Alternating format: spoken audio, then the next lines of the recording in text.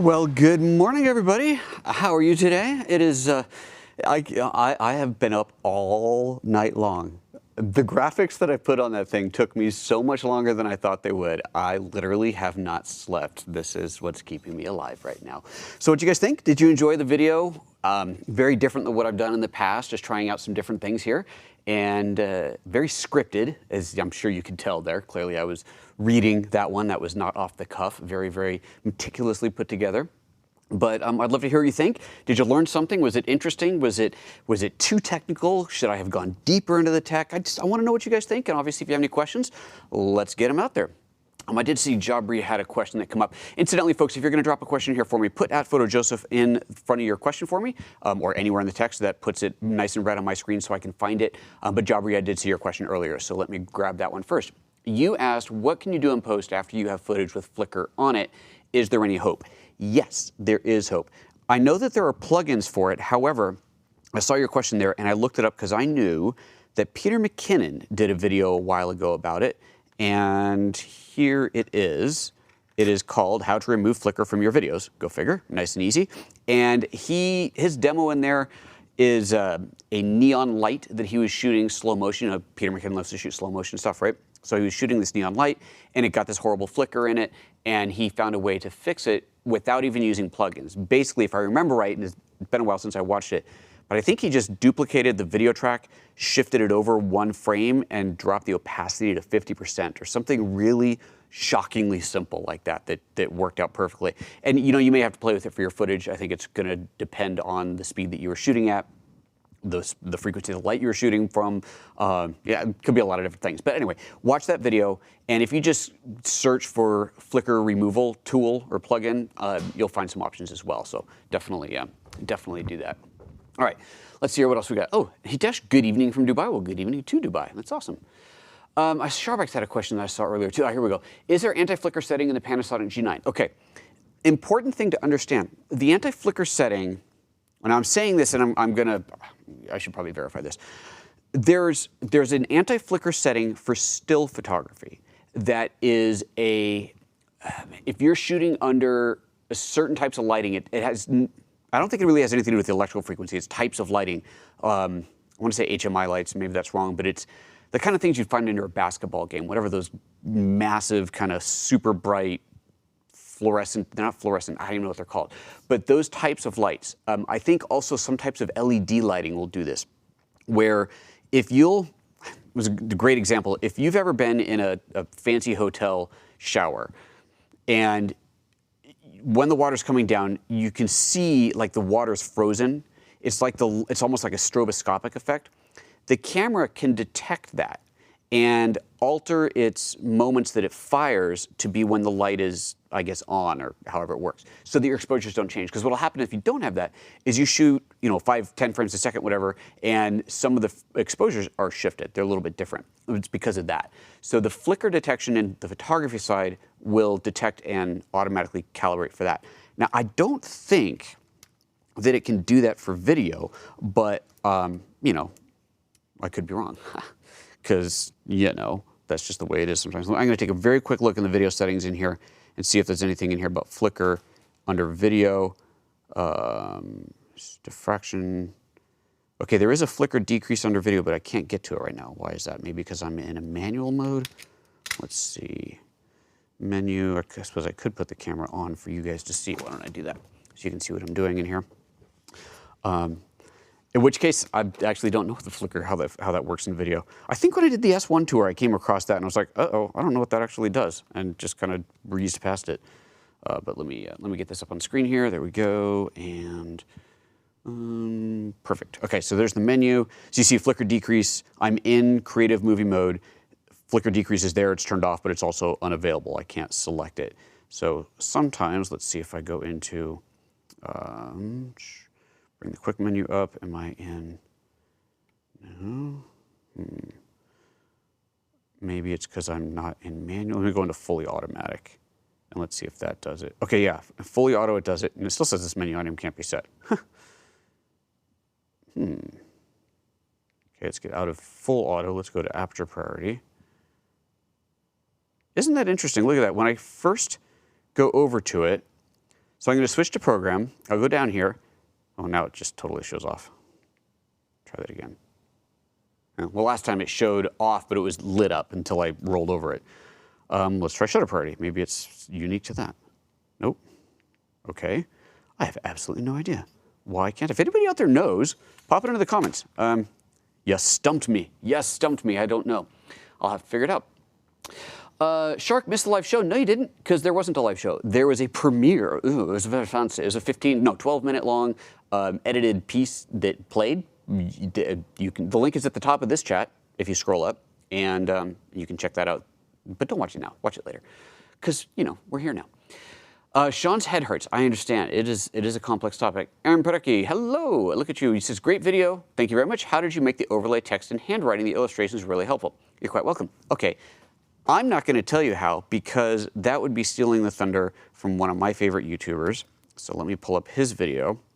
And as I was looking for this the other day, I realized, it's not like he's the first to do it, but it was pretty awesome. So if on the YouTubes you search for Levi Allen's channel, if you look for Levi Allen or Left Coast Media, you'll find it.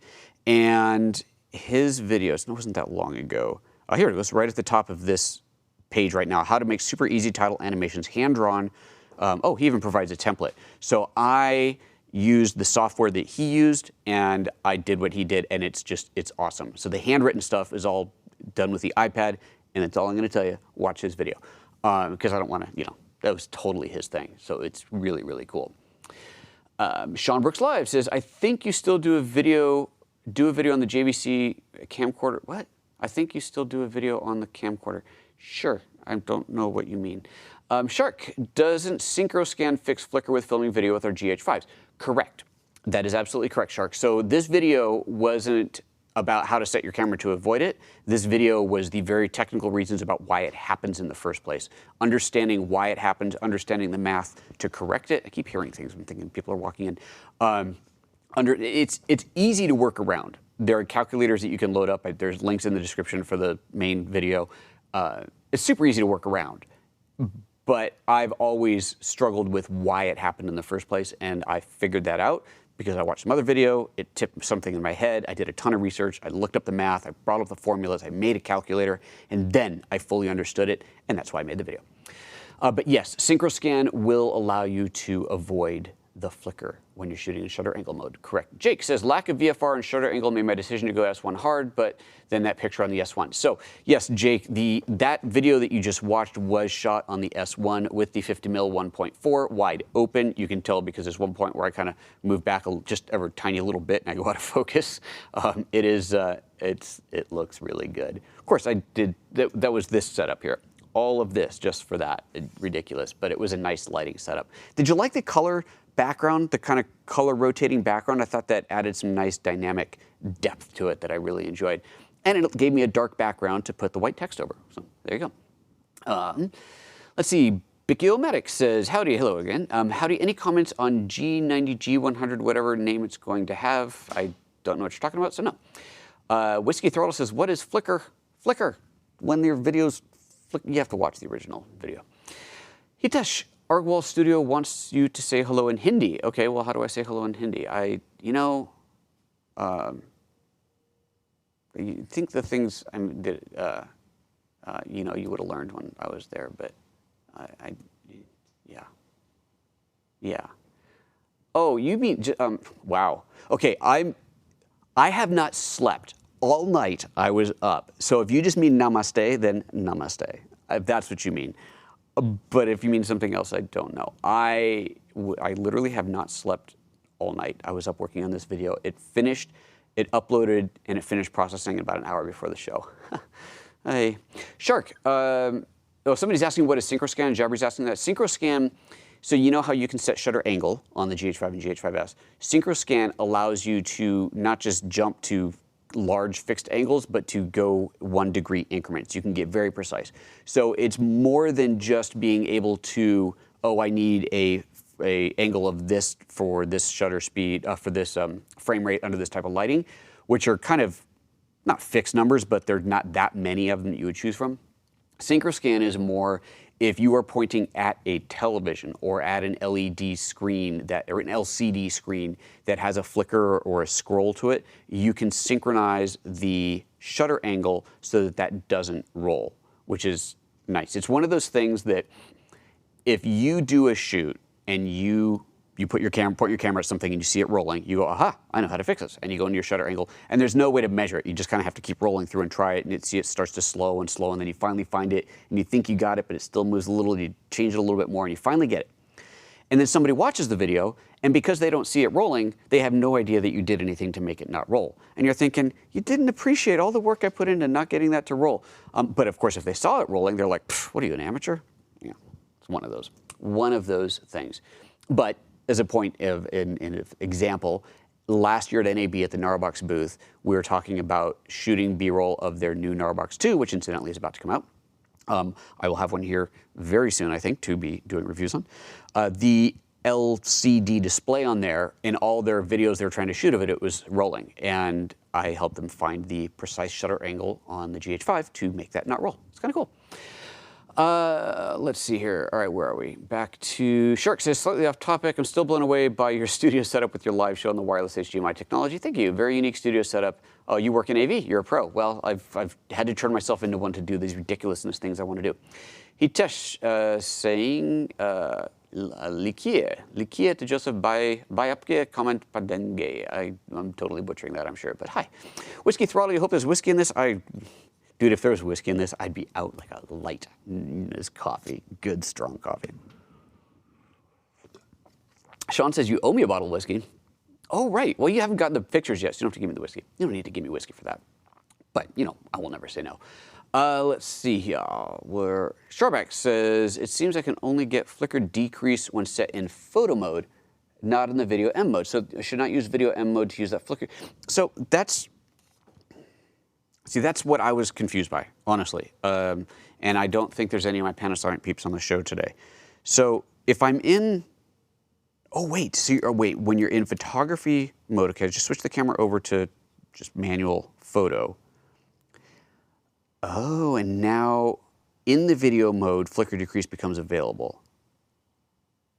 Oh, all that's doing is, okay, this is not the sensing thing. All this is doing is locking in at one of the common shutter angles to the shutter speeds. Do those look familiar? Those are the same numbers that were on that chart that I showed you, weren't they? See, it's coming together now, isn't it? Yeah, 1/120th, 100th, 60th, and 50th. Those are your common for NTSC, which is what this camera is. Shutter speeds that will allow you to get rid of flicker, as long as you're in a NTSC in 60 hertz lighting. Remember, I don't know if you remember, but when I went to India last year, yes. Which one did I take? Yes, last year is when I took the G9, and it doesn't have shutter angle, and it doesn't have a PAL mode, and so I ended up having flicker. Those two sample clips that I showed in the very beginning of the video that you just watched, those were from India, where before I realized what was happening, and thank goodness I had my GH5S, because I could not shoot slow motion with the G9 in India under artificial lighting. Not possible. So there you go. Shot a lot of stuff out in sunlight. Oh, it's gorgeous. One of these days I'll actually show it to you guys. Okay, thank you, Sharbax, for pulling that up. Thank you, thank you. All right, anything else? No other questions? Let me scroll back to the beginning, see if I'm missing anything. But I don't think so. And was there anything over on the actual video? So if you didn't get to watch the video yet, you just go back and watch that now. It's linked below in the description of this. It's also linked at the top of this chat. Yeah, oh, there we go. Shark is saying, how do you personally fix flicker in video? Easy, by not getting it there in the first place. I mean, it's not the kind of thing that I would ever shoot with the intention of fixing. It's something that I would fix first, fix before shooting, and that would be by choosing the right shutter angle or shutter speed, which is what the show was all about. So if you didn't watch it, then, which I think you said, yeah, you came in late, so you didn't see it, so you have to go back and watch it. But that's how you do it. You got to do it the right way. You do. And someone asked if there was a way to fix it. There are ways to fix it. I mentioned a Peter McKinnon video. If you just search Peter McKinnon flicker removal or something like that, you'll find it on YouTube. He did a video where he had the problem and he found a solution that I'd never seen before, but it was pretty awesome. Required no plugins or anything, but I don't know that would always work. I think he kind of got a bit lucky with that. But yeah, the flicker's a nightmare. You really don't want it. You really don't want it there. So yeah, you don't get it in the first place. That's how you fix it. Okay. Sharpwick says, I get a lot of flicker here in Europe when shooting with 4K 60 on the G9. Yeah, absolutely, because you're shooting 60p. But I'll check your video to learn how to fix it. Yeah, shooting 50p. That's how. You got to shoot. You got to shoot in the frame rate that lines up with your frequency in your electric lighting, and you're in Europe, so you're in 50 hertz. All right, guys. Hey, that was fun. I hope you enjoyed that. I enjoyed it. Go watch the video again. Share it like the video asked. That would be awesome. Subscribe if you're not already subscribed, but I would imagine most of you watching the live show already are. And yeah, tell a friend. This is something I'm gonna try and get people to do more, is share the video. I feel like my views, I mean, they're climbing. It's climbing, but it's so slow. And I'm enlisting you guys to help me out, my faithful brethren. Just share these videos, get them out. What I've started to do is include my Twitter handle in the name, in the title of the video. So when you share it on Twitter, and they're actually very carefully counted out the characters so that it doesn't clip it off, when you hit the share button and send it to Twitter, then I'm tagged in it. Not that it's necessary, but then at least I see it. So that's kind of the idea there. Anyway, alrighty. Sharbeck says the G9 doesn't have 4K 50 with the unlimited hack though. Yeah, so you have a US G9. You know what I learned? Okay, last comment, and then I'm out. It was a little bit frustrating because what I had been told by Panasonic, obviously I'm in North America, so I work with Panasonic USA. I get USA versions of the cameras. I had been told that the G9 there was an NTSC version, which is what I have, and then there's a PAL version sold in Europe. Unlike the GH5 and GH5S, which are global. Every camera is both PAL and NTSC and 24 hertz for cinema mode. It turns out, which it turned out a lot of people didn't know, a lot of people in Panasonic US didn't know, turns out that in Europe, the camera that you get is actually a PAL and NTSC camera. What? So I'm like, why isn't mine that way? So it's a little frustrating. But apparently if you're buying one in Europe, you get both. I'm pretty sure why that happened that way. Anyway, Jake. Looks like a PhotoJoseph yard sale behind me. Yeah, right. Nope, now it's time to put all this away. I did come up with okay, one more thing, because, this is what we do. The really popular aperture light, the, what is it, 120, or P120, no, P120 is the Tesla. Anyway, the 120, I think it is, the big, monster softbox. And I'm gonna be doing some video stuff where I'd like to have one big light. And I thought, what do I have? Because I have so much crap in here. What do I have that I could make that work? And I realized, I do have I have a lot of big softboxes, right? But they're not things, they're for strobes, like, and big, huge umbrellas and whatever. They're for strobes. What do I have that I could put an LED light in? And then I remembered, I actually do have something that I bought specifically. I'm like freaking out. I keep hearing things. I think it's because of the cold. Anyway, I keep hearing things. I think there's people outside. I realized I have a light that actually will work. It will work with, let me see if I can get this over here. I'm trying to do this without breaking anything. God, don't break anything, please. Yeah, I can almost do this. Almost, hold on. So I have this Westcott Apollo, there we go, umbrella. And it's this really cool umbrella that is designed to put a light inside to point into. So instead of, okay, there we go. Let me raise this up. Here we go. Okay, can you see that? Yeah, you can see that. Oh, I got it too high. Okay, so this umbrella, normally with an umbrella, you'd be shooting through it, right? The way this is designed, it has this big hole in the bottom. Yeah, you can see that there, that zippers up so that you can put a light stand through here or whatever. You can put a single flash in here. You can put a small LED in here. When I first did this, I was using smaller LEDs, but I needed a lot of light. So I bought this thing called the Triple Threat that has three hot shoes, mounted 3 lights on it. But then I realized I got this big ass Amaran Tri-8 light that is really bright. I could put this in here, put the diffusion thing on, and probably get what's kind of similar to what the 120D is. I haven't tried it yet. I just kind of put it together to see that it worked. I got to figure out, I got to flip this so that I can bend this down and get rid of the softbox that's on here. And then, but anyway, I just thought it was kind of cool. I don't really know why I'm showing this to you, but I was interested in it. And now I'm trapped. Okay. Oh, good Lord. Let's see here. Shark. That's it. Okay. Can you use that light in the rain? This one? I don't think so.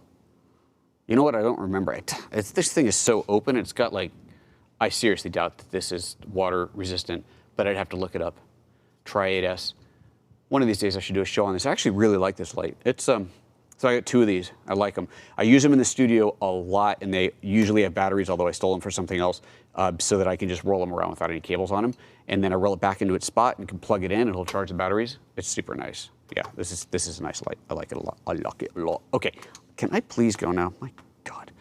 I have another show this afternoon. I don't know how I'm going to do it because I'm like obviously delusional, not having any sleep. Okay, I'm leaving now. See you guys later. Oh, Monday, I'm not going to be here because I'm in Vegas for NAB. I'll be back Thursday. See ya.